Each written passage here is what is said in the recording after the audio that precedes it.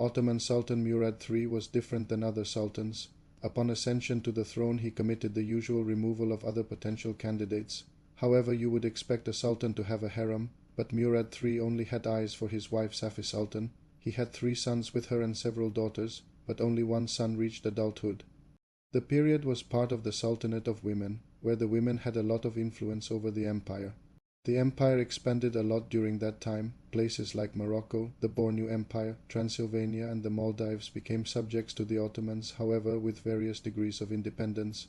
After Murad III was left with only one son, the other women of the imperial household decided that enough is enough and he should have a spare heir, also wanted to reduce the influence of his wife Safi Sultan.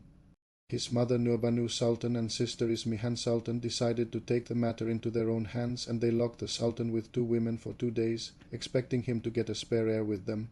Unfortunately, their efforts were in vain as the Sultan couldn't perform his duty. For this reason they got physicians to cure Murad. From his ailment, the physicians succeeded, but there was a catch. Their success was very extraordinary, and the Sultan became obsessed with the practice of achieving an heir. Sultan Murad would end up having more than 60 children, some say more than 100 in the next 14 years. At the time of his passing, 7 of his concubines were pregnant. The country was suffering from inflation, revolts, wars, and corruption. The Sultan dealt with corruption by accepting bribes himself. He was remembered as a sultan that had the same schedule every day and never left the palace. He was dreaming, praying, and probably creating heirs all day long.